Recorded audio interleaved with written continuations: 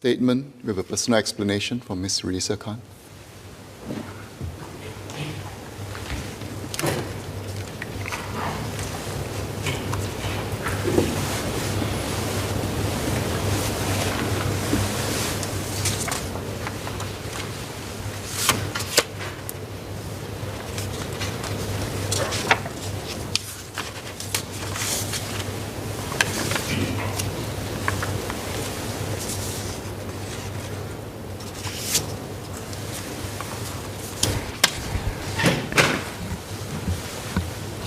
On the 3rd of August, I spoke in this House on the motion on empowering women. During my speech, I had shared an anecdote of a survivor of sexual assault. I was not present with the survivor in the police station as I described. The anecdote was shared by the survivor in a women's support group for women, which I was a part of.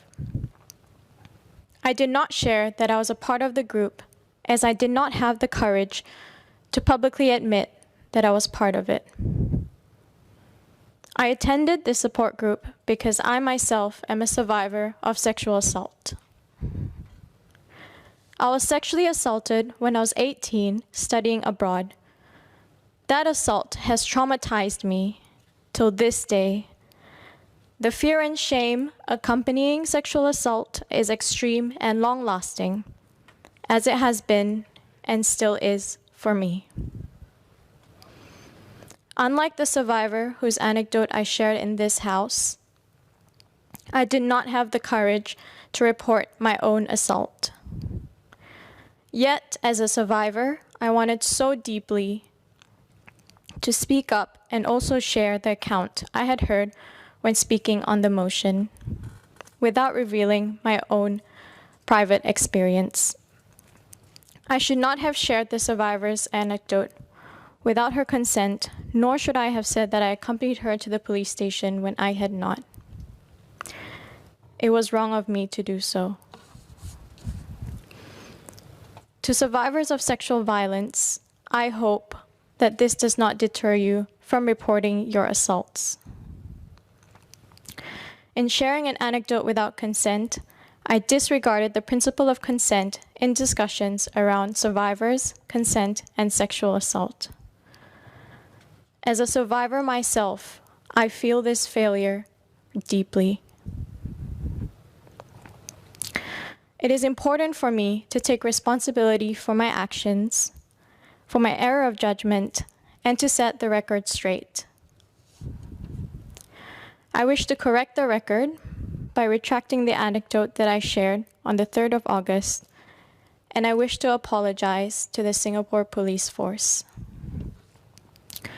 Lastly, I want to apologize to the survivor whose quote I use, to the House, to my constituents, to the Workers' Party, its members, and volunteers,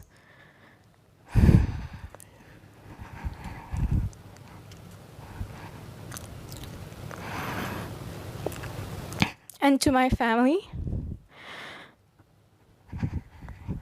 especially to my parents. To the residents of Sengkang, I'll work even harder for you. Thank you.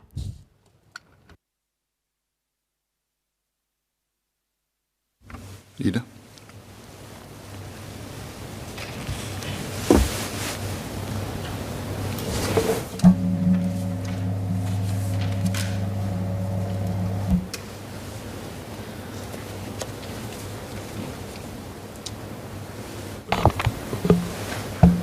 Mr. Speaker, may I seek your permission to seek some clarifications from the member? Yes, please. I would like to start by saying to the member that I'm very sorry to hear that she was a victim of sexual assault. I can understand that that must be very difficult, and I hope that she will have the courage to be able to come through this and to be stronger as a result. However, as the members' statements do also disclose some rather startling disclosures, a bit of a bombshell, I might say.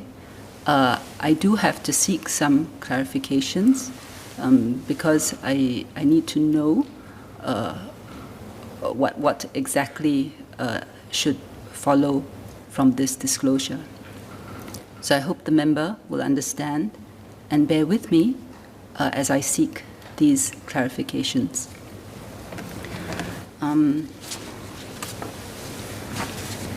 The member, as I understand it, and see if I've noted what she said correctly, she said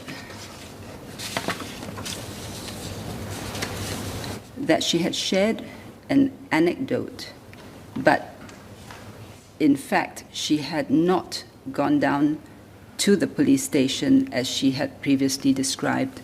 Is that correct? Ms. Khan? Thank you, Leader of the House. Yes, it's correct, and hence why I'm making this apology today. Yes, I understand. That means, and can I check, because I think the member had spoken on the Workers' Party's motion on empowering women on the 3rd of August, and the member had made this statement. 3 years ago, I accompanied a 25-year-old survivor to make a police report against a rape that was committed against her. She came out crying.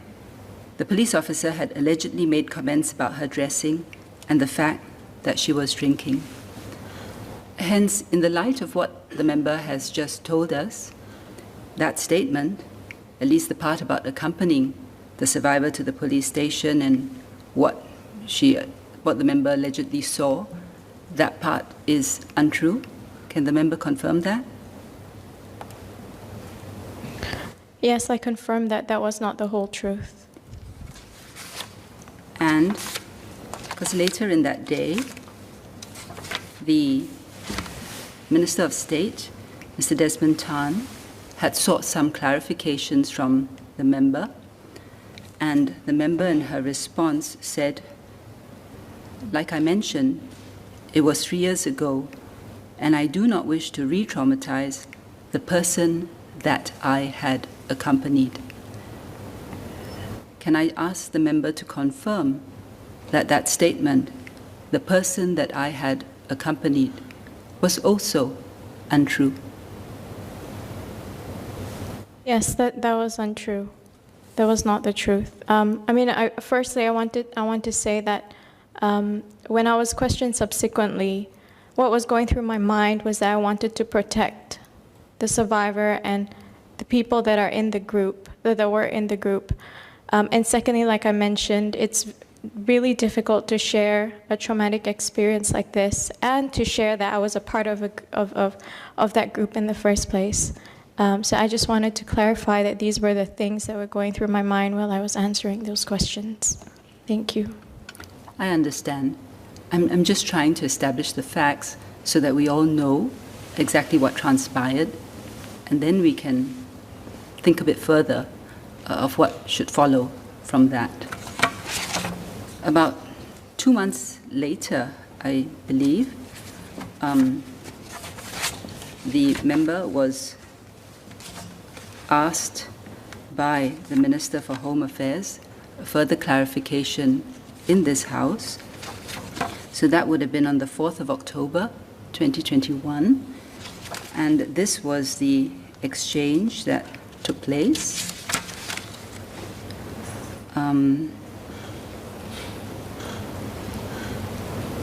I think that the Minister for Home Affairs had asked her for details.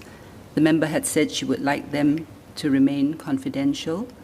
And the Minister for Home Affairs had said this: Sir, I do not understand this point about confidentiality. Can I ask, through you, sir, for Ms. Khan to confirm in this House that everything she told us is accurate, that she did accompany such a person and such an incident did happen? And Ms. Khan's answer was yes. can I ask the member to confirm that that statement, when she said yes, was untrue? It was not the truth, yes. Thank you. I have a few more clarifications. Please bear with me.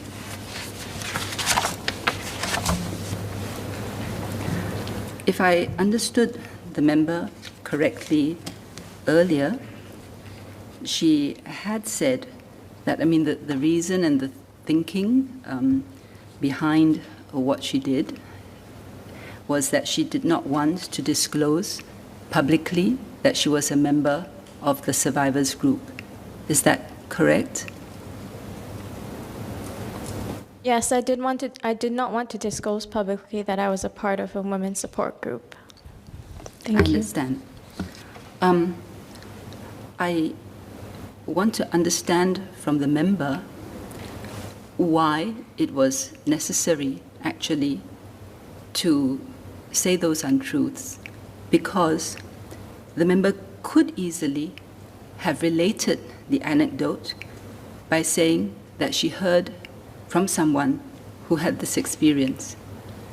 That's all that would have been necessary to do.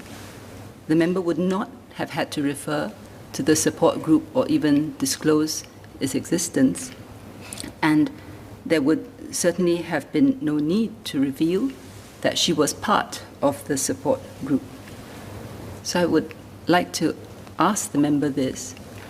Does the member agree that it would have been possible to tell the story without reference to the support group or telling the untruths? Thank you for those clarifications. I've been really reflecting on this episode and why I told the anecdote the way it was. And I think a lot of it has to do with the fact that I did not have my own courage to report my own assault.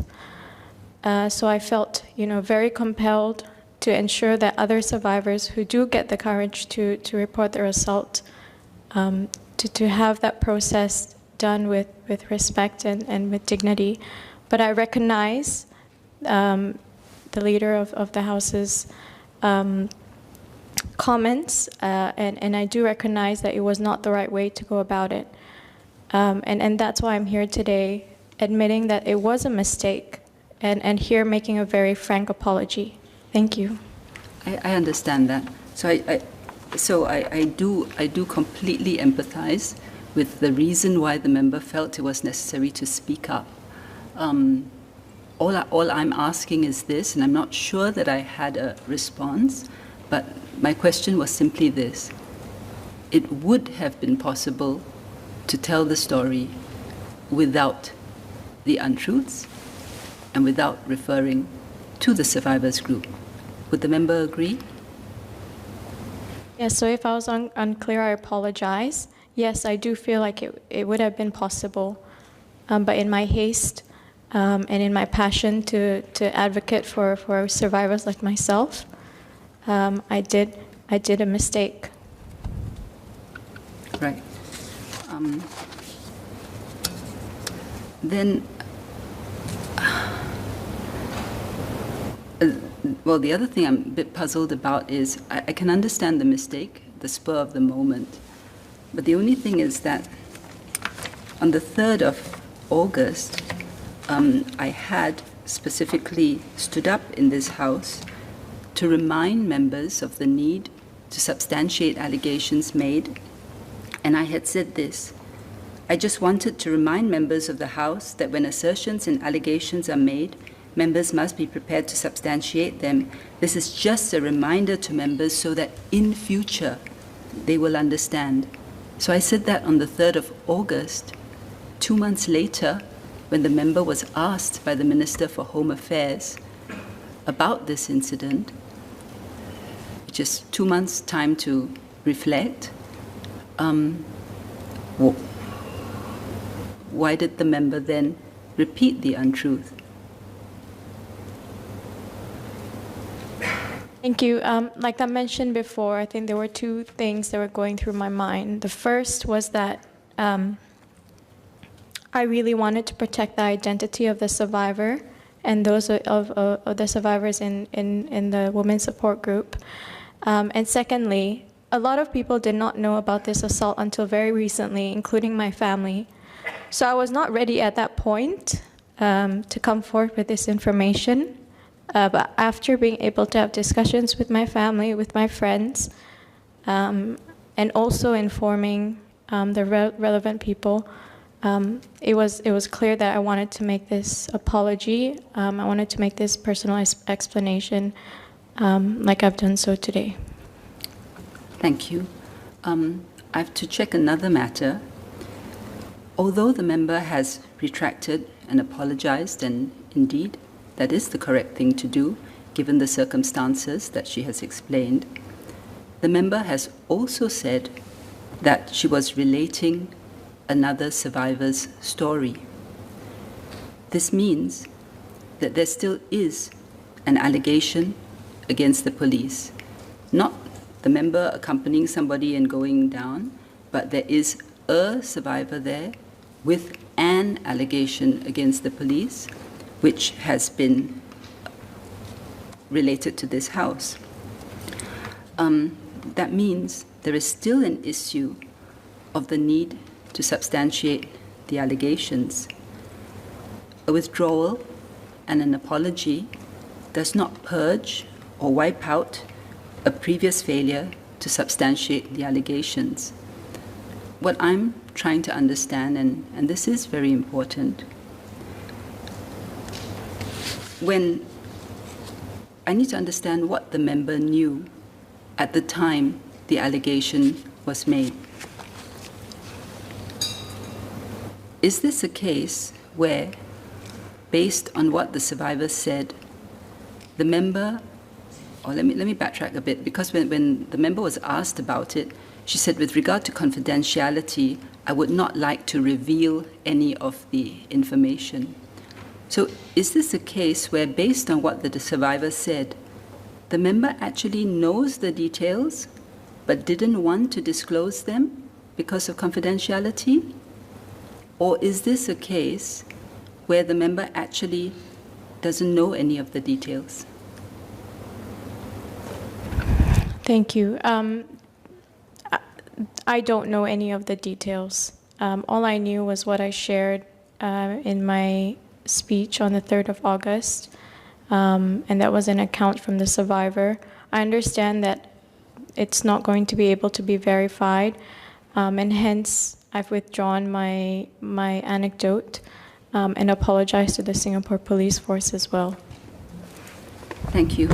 On the confidentiality point, if I heard the member say, let me just check my notes when the member was speaking.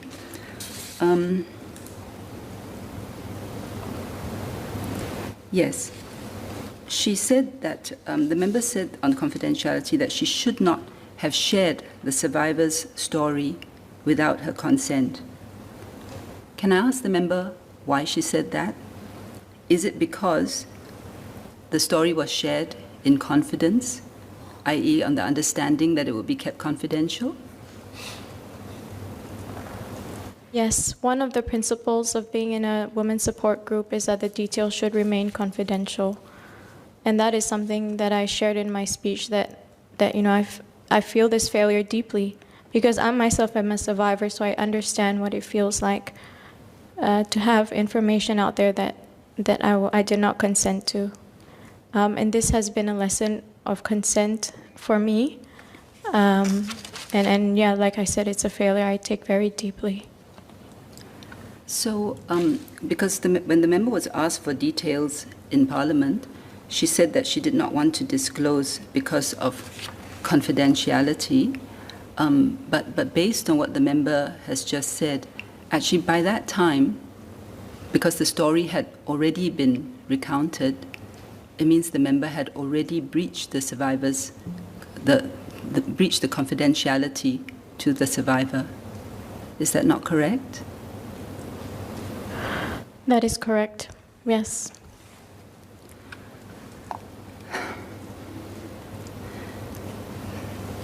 just one last couple of clarifications. I think the member ended by saying that she promised the residents of Sengkang that she would work even harder for them. About a year ago, the member made this promise also to the residents of Sengkang. I think this was what was reported in an ST report dated the 17th of September 2020.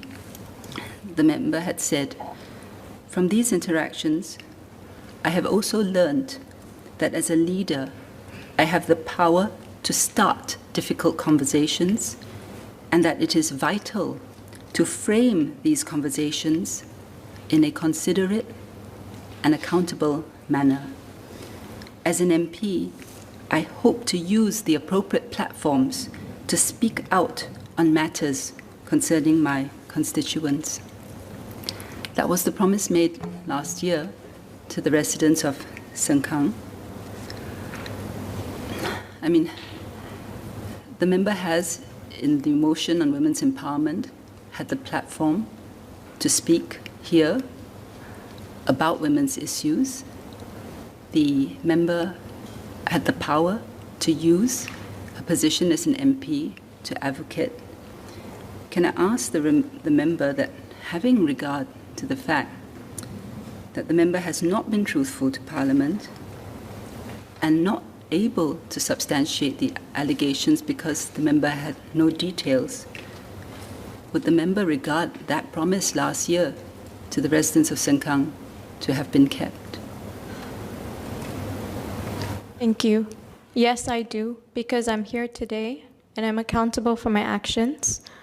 I've apologized to the House. I've retracted the anecdote that I made, and I've also apologized to the Singapore Police Force. I recognize that there was a lapse of judgment, but I am here today to apologize for it, and I think that goes back to the spirit of what I initially said a year ago. I understand there is a distinction, though. The member is apologizing for not having kept the promise. My question was this: that means that the promise was not kept. Is that not correct? I think one of the important parts of that post was that I would remain accountable, and I think today, here standing in Parliament, I am remaining accountable to my voters and to myself and to the principles that I wish to uphold. I thank the member for that. That was not quite the way it was framed, but that's all right. The way that was framed was that it's vital to frame conversations in an accountable manner. But I thank the member for her clarifications. These are all the clarifications I have, Mr. Speaker, but I think that in light of what has been disclosed, and I thank the member, in light of what has been disclosed, it's not possible for me to leave the matter as it is, and I have to raise a point of order.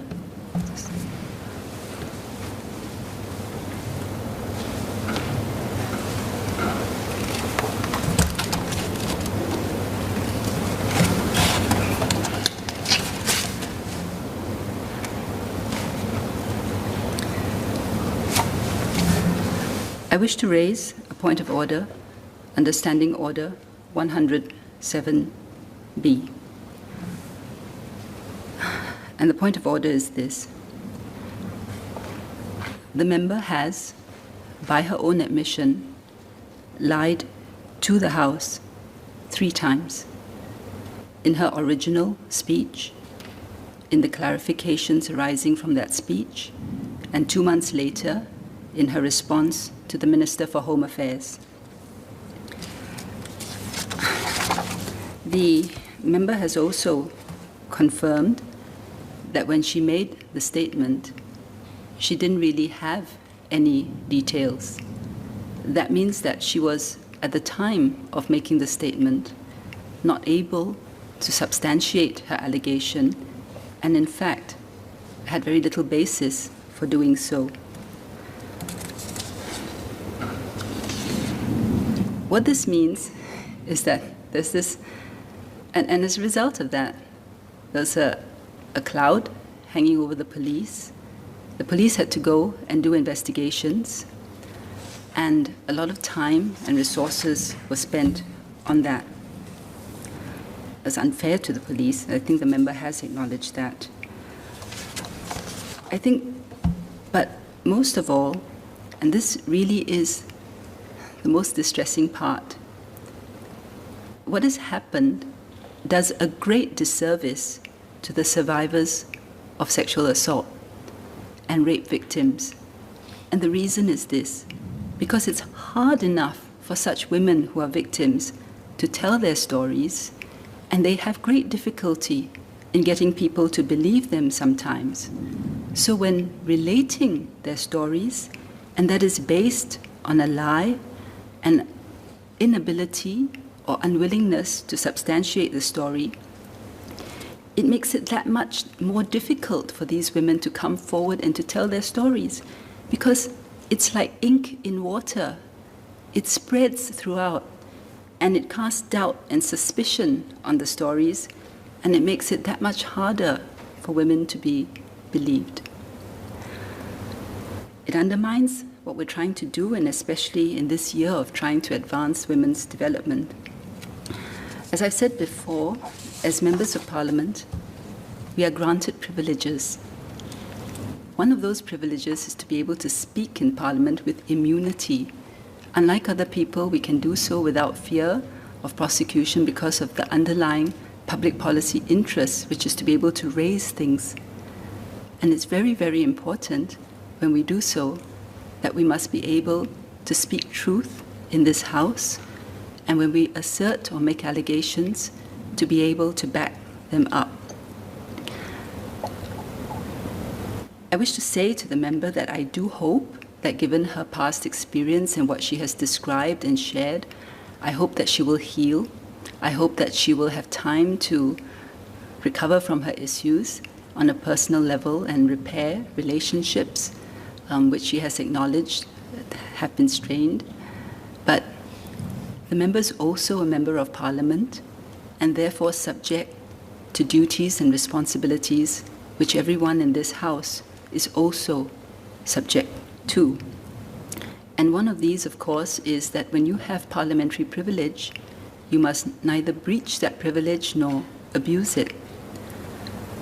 And I, with great reluctance, because I have sympathy for the member's personal circumstances, but as leader of the House, I also have a responsibility, and that is to ensure that in this chamber, all members of Parliament discharge their duties faithfully and accountably and responsibly, and also that if there are any breaches of privilege, that has to be dealt with.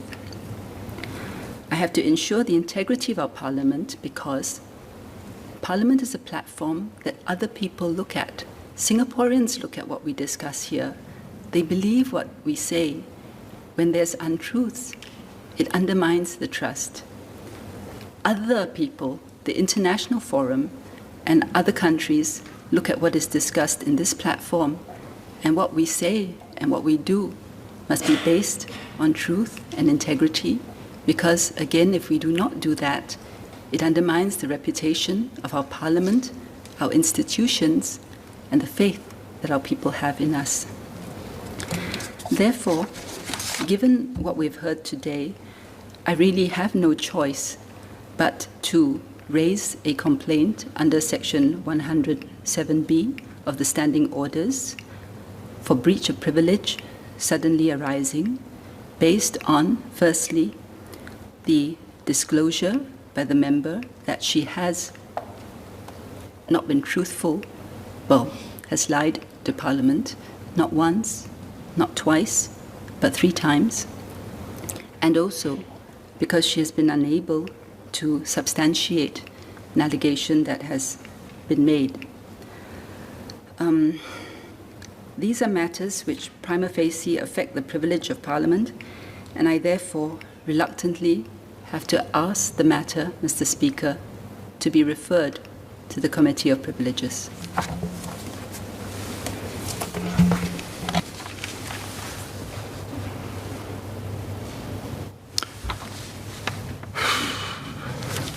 Well, I'm satisfied that the matter complained of prima facie affects the privileges of Parliament. So pursuant to Standing Order 107B, the matter shall stand referred to the Committee of Privileges. Let's proceed to the next item of business. Leader. Mr. Speaker, as I'm a member of the Committee of Privileges, and as I'm the complainant in this case, I would wish to recuse myself from the Committee of Privileges. Also, on behalf of Minister Shanmugam, who has sought leave of Parliament to be absent today, he's outstation, because his ministry is involved, he would seek to be recused from the Committee of Privileges as well. Noted.